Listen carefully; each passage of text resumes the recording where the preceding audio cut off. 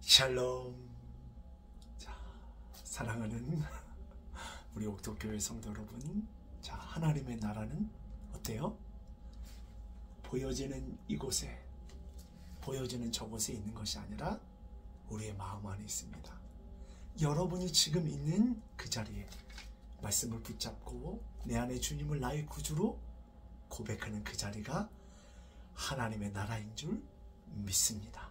자, 오늘 누가복음 우리 20장 19절 40절 말씀을 보면 어제 본문에 예수님께서 악한 농부의 비유와 건축자의 버린 돌의 비유를 통해 그 당시 종교 지도자들의 악한 것을 지적합니다.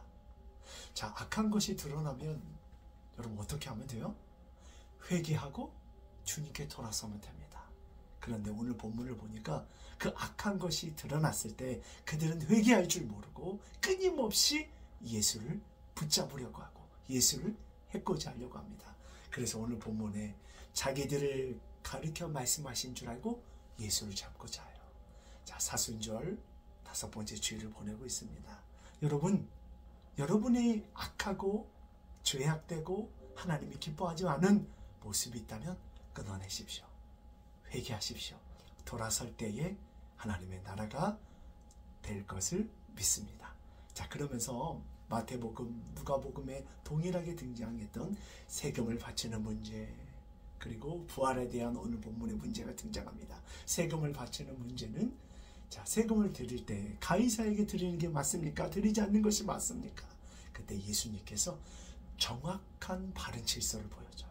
자, 가이사에게 드리는 것은 가이사에게 드리고 세상의 질서에도 따르되 온 우주 만물을 지으신 하나님께 드릴 것은 하나님께 드리면서 하나님의 질서 또한 지킬 것을 말해요. 하지만 여러분, 예수님의 이 말씀 가운데 모든 하나님의 섭리 가운데에서 우리의 맡겨진 삶에 충성하는 것이 하나님의 기뻐하는 삶의 자녀의 모습을 님을 말씀해 줍니다. 오늘 하루도 여러분 삶의 자리에서 세상의 것에 충성하고 하나님의 뜻을 구하며 나가는 저와 여러분 되어지기를 원하고요. 자, 이제 부활에 대한 문제가 나옵니다. 자, 어떤 사람 가운데 7형제가 있는데 마지가 아내를 취했다가 자녀가 없이 죽어요.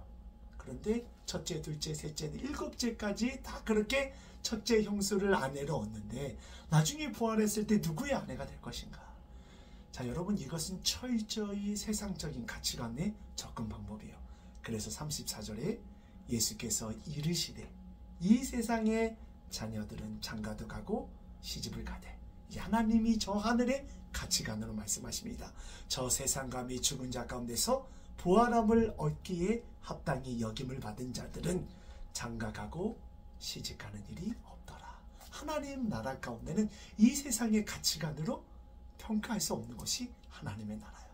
사랑하는 옥토교회 성도 여러분, 세상적인 것을 가지고 우리 하나님의 나라 것, 영적인 것을 바라보는 것이 잘못되어 있음을 말씀합니다. 우리들은 종교 지도자들처럼 세상의 것이 아닌 하나님의 영적인 눈을 가지고 살아가는 저와 여러분 되어지기를 간절히 소원합니다. 아멘.